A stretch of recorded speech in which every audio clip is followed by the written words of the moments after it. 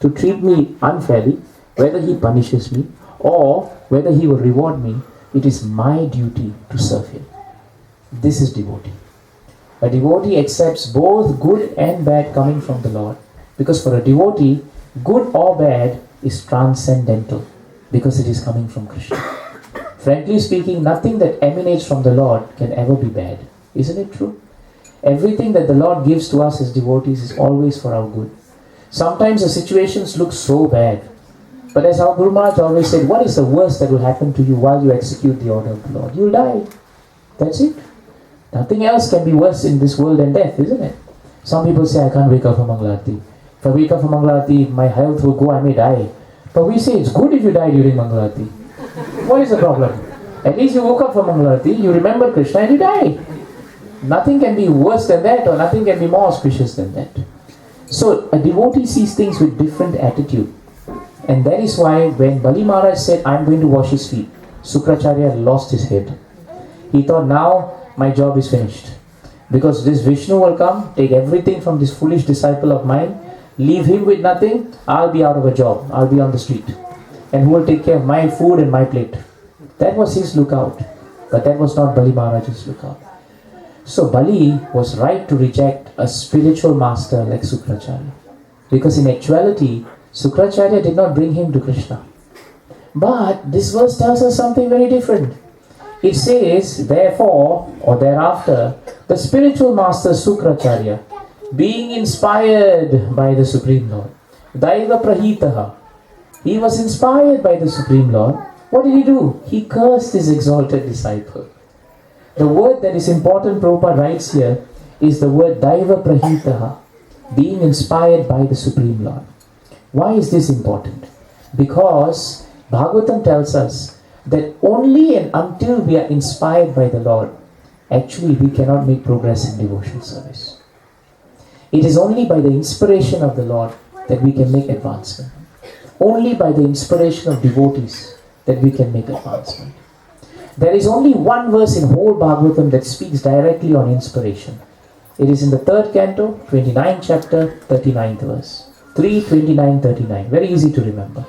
And there Kapila Dev tells Devahuti, Na chasya kaschid daito, na dvesha nachabandavaha, avisati apramatta vasau, pramattam janam antakrit.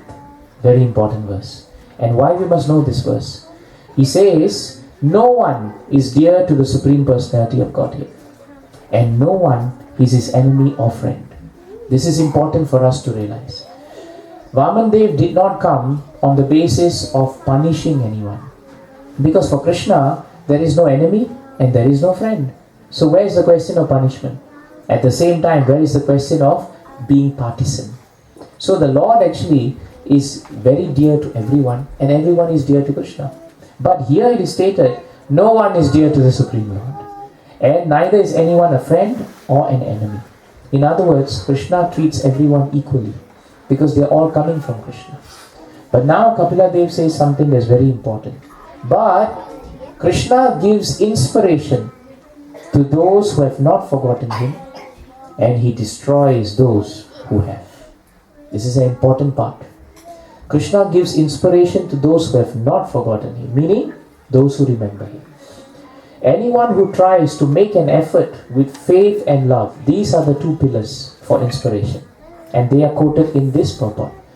Faith in Krishna and love. Love is translated into devotional service, not whimsical love.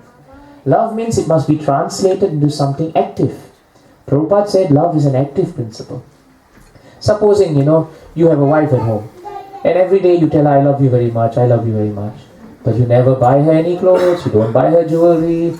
Diwali comes, Diwali goes, nothing is new. You don't care for her. You come back, you throw your slippers, shoes anywhere, you expect her to pick up after you. One day she's very upset and she comes and says, why you are doing all this? And you tell her, you don't understand. You don't know how much love I have for you in my heart. What do you think she'll do? Any slipper that's around, she's going to pick it up. So the point is that we may talk so much about loving Krishna. Very often, sometimes when we come from Hindu culture or we come from Hindu background, we are very famous for that. Very often we tell people, Oh, Prabhu, you don't have to tell me. I know Krishna. I've known Krishna since I was born. And he's always in my heart. I don't have to chant like all you people. I'm just chanting whenever I can. Every moment I'm chanting Krishna's name. Do you really believe him? It's very hard to believe him. Because we know that when we say this, even in material relationships, nobody believes us. Everyone knows, no, this is not love. But what if you every day wake up for Krishna and Mangala Aarti?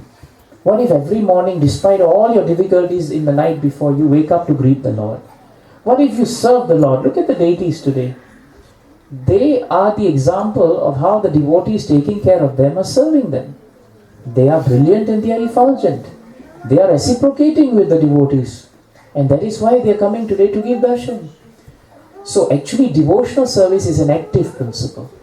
Love is not cheap. And love is definitely not free. It has a value to it. So therefore, if we want to be inspired in our devotional service, then Krishna gives the clue in 3:29-39. And he says that even though he is equal to everyone, for those who try to remember Krishna, he always gives them the inspiration to remember him. It is Krishna who gives them the inspiration. At the same time, those who don't want to remember Krishna, what does he do? He destroys them. Sukracharya was completely destroyed here, isn't it? He was left with nothing except for his body, his pride, thrown away by his disciple. He had nothing left. At the end of all this, Vamandev turns to Sukracharya and then he says, so, tell me now what is the fault of Bali Maharaj. Put it down and tell me what is his fault and tell me how me and the other Brahmanas can rectify the faults, because they can be rectified. And Sukracharya, with his tail tucked between his legs, he had to tell the very important point, Mantratas Tantratas Chidram, Desha Kalakta Vastutaha Sarva Karoti Nischidram Anusankirtana Tava. This is very important. This is an admission by Sukracharya. And what does he say? He says, my Lord, now I understand one thing. There may be discrepancies in chanting mantras. There may be discrepancies in the sacrificial arena. There may be discrepancies in the place. There may be discrepancies in the time. There may be discrepancies in the paraphernalia for the Abhishek. There may be discrepancies in everything. But as soon as your Lordship's names are chanted, Hare Krishna, Krishna Krishna, Hare Hare, Hare Rama, Rama Rama, everything becomes faultless. This is Sukracharya. And why Sukracharya came to this point? Because unknown to him, Krishna inspired him to curse Bali. Even that act of a man like Sukracharya needs inspiration from Krishna. This is very important. Krishna inspired Duryodhana to walk naked as he was going to see Gandhari. You remember? You remember when Gandhari became very, very scared for her son's life? She told him, you come and see me in the middle of the night. Don't wear any clothes. When you come before me, I will take off that fold and all my tejas there will make you very strong. But one important thing is you have to come without clothes. So Duryodhana in the middle of the night, thinking middle of the night, no one's going to walk around. Everyone's sleeping, tomorrow is war. He walks around completely naked. As he's walking, he turns around the bend, and who of all people in all the three worlds he should see? The Supreme Personality of Godhead. Krishna is taking a midnight walk. Very casually. And he comes across, Krishna looks at Duryodhana, Duryodhana is looking at Krishna. And Krishna smiles and says, Duryodhana, what are you doing in the middle of the night with no clothes on? And Duryodhana suddenly starts thinking, actually he's right. What am I doing walking around with no clothes? That is inspiration. That is inspiration. Suddenly a light bulb went in his head. Hey, he's right. Why am I doing this? Then he became convinced. Because Krishna said, but I have to go and see my mother. Now Krishna smiles even more. You're going to see your mother in the middle of the night with no clothes. Just doesn't sound right, Duryodhana. What is wrong with you? Again inspired. He's right also. So then he starts thinking, so what am I to do? This is the enemy, But he's asking Krishna, so what am I to do? That is also inspiration. So Krishna says, very simple. At least from here to the point where you're going to see your mother, put on a gamcha, man. Walk in a decent fashion. Once you see your mother, it's okay. Mother is mother, then you take it off. And he became inspired. He said, yes, Krishna is very right. Why would Duryodhana agree with Krishna? He never agreed with Krishna. didn't want to take Krishna's instructions. Not in one point did he take, except in this episode. There is inspiration. That is how far Krishna will go to protect his devotees. That is how far he is willing to protect his devotees. He wanted to hasten the Mahabharat war, but he also wanted to send a signal in that episode to Gandhari about his supremacy. Because Gandhari was so proud that she will protect her son from Krishna. Krishna meets him, tells him to put on a gamcha, and then Krishna reminds him, only one thing you do, Duryodhan, when you reach there, please take it off. Follow your instructions of mother. And Duryodhan keeps telling himself, yes, I will do it. Have you done that before? You're afraid you're going to forget something, so you keep telling yourself every minute, I won't forget. At the time you're supposed to remember, you forget. It's happened to me most often during exams. I don't know for all of you, but for me it's like that. Before exams, everything is in the head. And then I stand before Krishna saying, I've done my part. Then I go in there and I forget 15:15 of Bhagavad Gita. And that is, Krishna not only gives you remembrance, but he also gives you forgetfulness. So Duryodhana up to that point was reminding himself, Krishna will not cheat me, he will not get the better of me. He stands in front of Gandhari. Gandhari says, are you ready, my son? And he says, yes, I'm going to take it off. The moment she says, I'm ready, he doesn't take it off. At the last moment, he still forgets. Mahabharata tells us he was inspired by Krishna to forget. So actually inspiration comes even when you remember the Lord unfavorably. This is what Guru Maharaj said. Anyone who remembers the Lord even unfavorably, Krishna can inspire him. But Krishna inspires him not to get his own demonic objectives. But Krishna inspired Sukracharya to hasten Bali Maharaj's greatness in devotional service. Because the moment he cursed his disciple, Krishna had it as concrete evidence. Now, Bali has no choice but to lose all his opulence. Now he will lose everything. Krishna acted through Sukracharya as the instrument to hasten this pastime. And who? To glorify Bali. Because it is not easy to be cursed by your own spiritual master and still be unswerving in your determination. It's very difficult. Very difficult. But to show that Bali was such a great devotee of the Lord, Krishna inspired Sukracharya from within and caused him to do that. And in the same way, Krishna inspired Duryodhana to behave like fool number one and to appear before his mother with gamcha, and therefore his mother realized, today all my tejas is spent. I cannot protect his lower body. And it was that same lower body that became the source of his destruction eventually at the end of the Mahabharat war. And that night, Mahabharat tells us, Gandhari could not sleep. She could not sleep because then she realized that nobody can stand before the awesome power of the Supreme Personality of Godhead if he decides that this is how his plan should be. Nobody. Gandhari was nothing before Krishna. Sukracharya was nothing before Krishna. So this is the point. Finally, in all pastimes of the Lord coming, while we discuss the greatness of the devotees, we must never forget all greatness is finally coming from Krishna. The devotees are great because they are connected to Krishna. The day a devotee is not connected to Krishna, then that day he loses all the inspiration that is given by Krishna. So Bali Maharaj worked very hard to connect. And that is why forgetfulness of one's relationship to the Lord is the cause of repeated birth and death. Please remember this statement. Forgetfulness of one's relationship to the Lord is the cause of repeated birth and death. Anyone who revives his consciousness of the original relationship with Krishna, he will receive inspiration from the Lord. And that is the truth. It is stated in Shastras, Harim Vina na Srihim Taranti. Harim Vina. Without the blessings of the Lord, no one can be cured from the repetition of birth and death. This is the most important point of Vaman Dev's pastime. The other important point of Vaman Dev's pastime is the glorious nature of Bali Maharaj.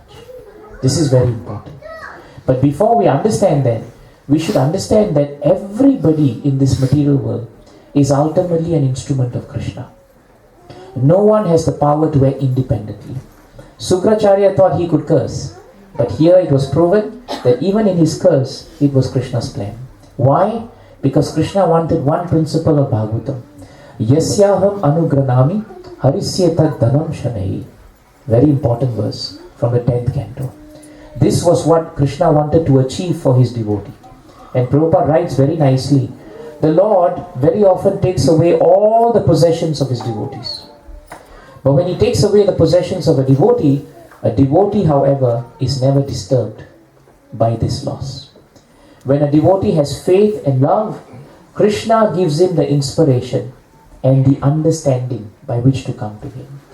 That is why Prabhu and Mataji, in the middle of this purport, Prabhupada quotes the 3rd Chatushloka of Bhagavad Gita.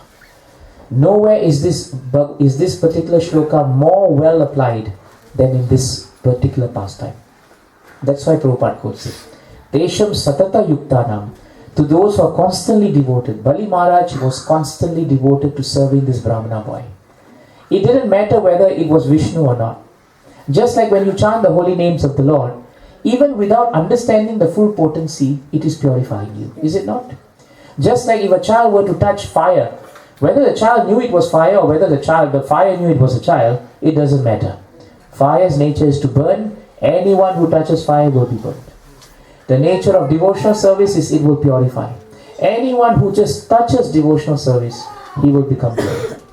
Putana, that terrible demoness who decided to come in disguise as an elderly gopi, just so that she could trick everyone in Vrindavan Dham, enter into the house of Nanda and Yashoda, suckle the child Krishna and give him poison. How much effort she took to play that role. She was a demon, but Bhagavatam tells us she spent many months preparing for her role. Because demons are not naturally like gopis. It was so difficult for her to behave like devotee. But she practiced and practiced, just like a good actor practices a difficult role. And when she was ready for the difficult role, she assumed the disguise, walked into the apartment, the chambers, and when she was in the chambers, Yashoda Mata and everyone saw her. But her acting was so good. She was acting so much like a devotee that they thought, hey, this must be another elderly gopi come to just feed Krishna.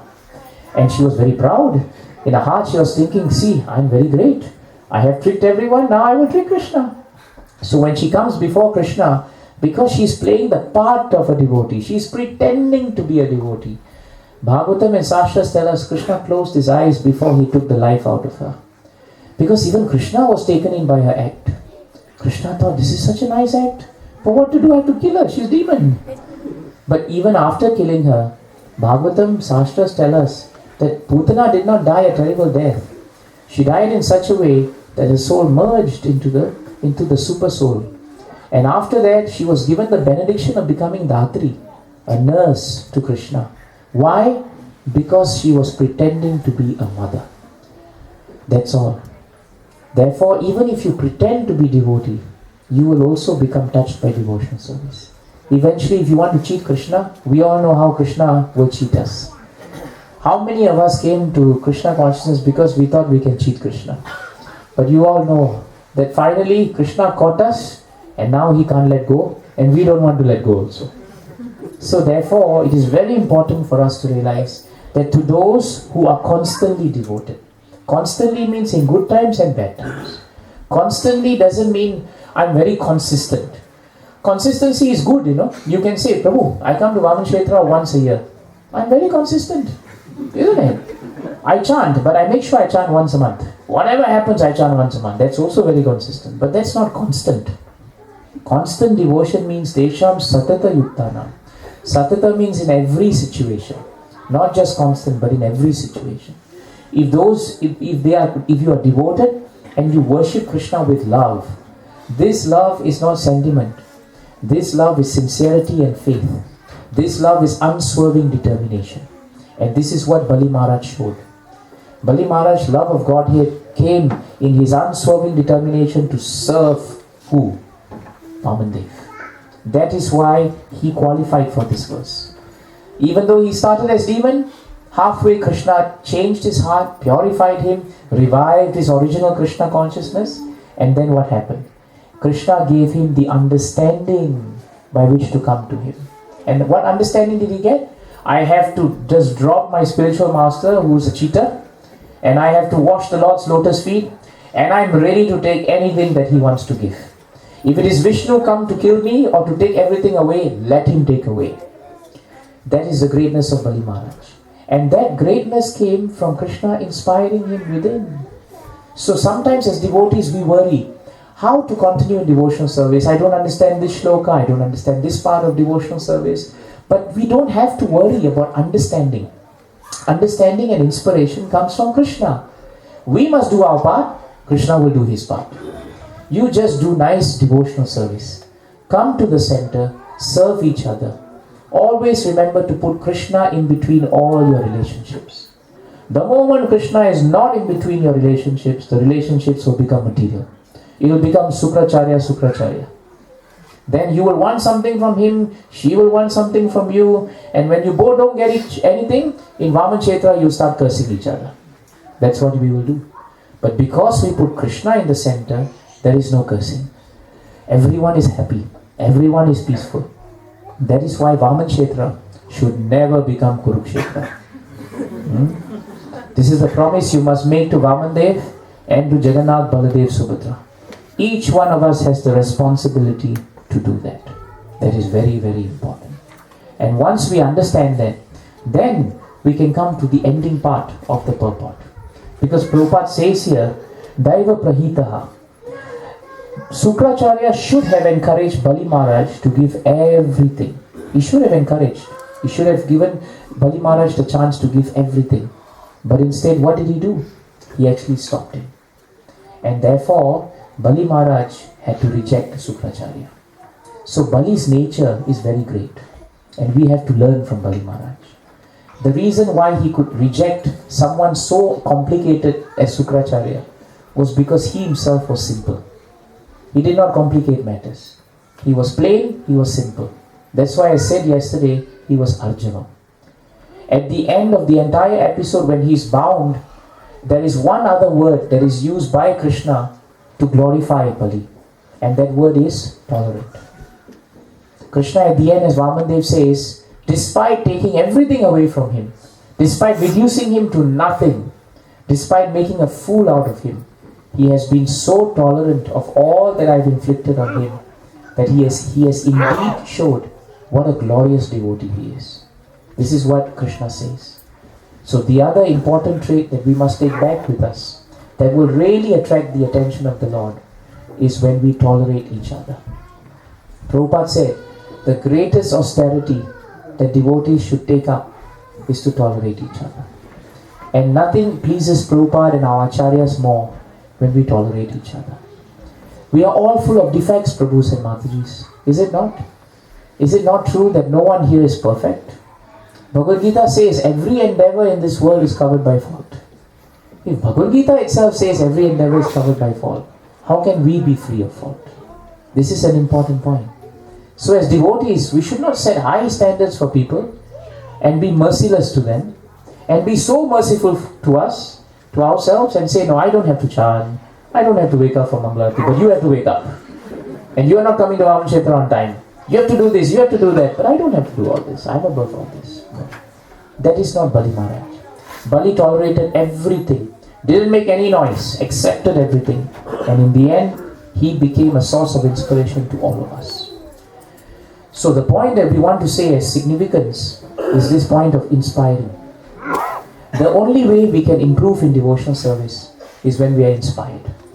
There is a vast difference between taking a class and just preparing for it, and then giving a class that can inspire and touch the hearts of people. For that to happen, it has to come from the heart, and it has to be on the platform of devotional service. If we can inspire each other to remember Krishna, then Krishna will become very pleased. And those who cannot remember Krishna, they cannot be inspired in devotional service. Those who do not want to serve Krishna, if they want to serve only their senses, they will not have the understanding by which to come to Krishna. So whenever we have questions, and when devotees give us answers, the fact is, very often we know the answer also. But because we don't want to take up devotional service, we don't want to change our lifestyle, we don't want to sacrifice for Krishna, then we will not grow. Sukracharya was condemned. But Bali Maharaj was ready to sacrifice, ready to come out of his comfort zone and ready to become a devotee according to how Krishna wanted him to be. This is very important. This is what attracts Krishna. This is what attracts the devotees to Krishna and Krishna to the devotees. So what is the purpose of us celebrating 1 year anniversary of this wonderful Vaman Kshetra? The question we should ask ourselves is very simple. Why do we gather together in the first place? We should never ever forget one very important point. And that is the fact that the real purpose why Prabhupada established centers, temples and all these other places is only because of one reason. To glorify Krishna. There is no other reason other than that reason. This is something we should remember. The real reason for establishing centers is never to glorify ourselves. Very often when we go for material functions and social functions, these places become a good place for us to boost our egos. But when we come to the center, we should leave our egos with our chappals outside. The ego should never walk in. If the ego walks in with us, then this is not center anymore. We have lost the plot and we have lost the cause of our direction. I think it is Shukadev Goswami who makes it very clear in 10.1.4 Srimad Bhagavatam.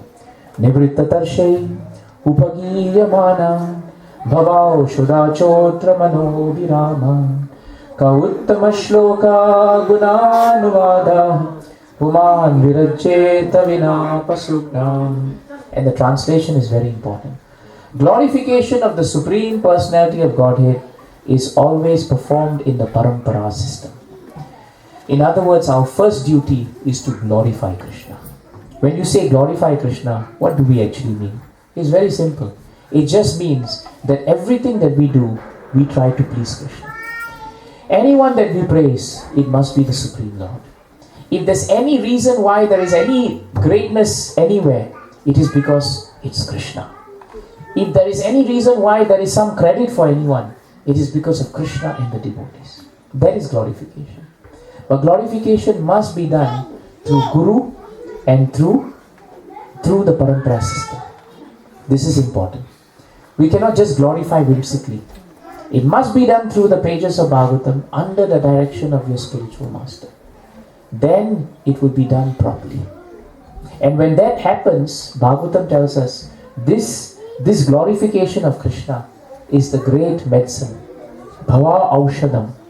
This description of the Lord is actually the right medicine for this entire Kali Yuga. All the conditioned souls who are going through repeated birth and death, we need to hear glorification of Krishna. And that's what we are trying to do. Glorification of Krishna automatically includes glorification of his devotees. This we should be clear. Because the moment you glorify a devotee, Krishna is present. Krishna always has ears to hear about someone glorifying a devotee. And that is why we should glorify devotees from our heart. Don't make it an exercise. Oh, now is glorification time. Okay, everyone sit down. Prabhu, I like you because of 1, 2, 3. Mataji, I like you because of 1, 2, 3. Sometimes we get into the ritual also, It's a birthday, so we have to glorify the person. I can't stand the person, but what to do? We are in Vaman Kshetra, we have to glorify him. That is not glorification. Glorification means it must come from the heart. It must come with faith. And when you do that, it becomes the best medicine. And when that best medicine is taken, no one will stop hearing the glorification of Krishna. We want to continuously hear. We don't mind continuously hearing. Every one of us have heard these topics every year. I think Viraj Prabhu, would have covered this topic with so much realization. But you're still patient and sitting down to hear this one more time. Why? Because even if the speaker is not speaking correctly, the message that is delivered is always pure. As long as we read from Prabhupada, it is pure. It is enough. I remember one time, I told my Guru Maharaj, this one devotee, he gives terrible classes. Everybody goes to sleep. But the problem is we can't tell him, that we try to tell him, Prabhu, you have to keep the devotees awake, but he doesn't. So what to do? So Maharaj got upset with me, And he said, does the devotee chant from Prabhupada's purport? I said, yes, Maharaj. He reads the purport. After reading the purport, he closed the book. And then after he speaks from the purport for a while, but he's so slow, everybody goes to sleep.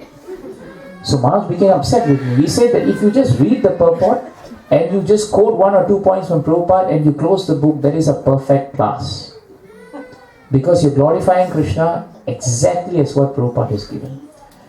When I wanted to give my first class, I asked Maharaj, how to give first class? He said, very simple.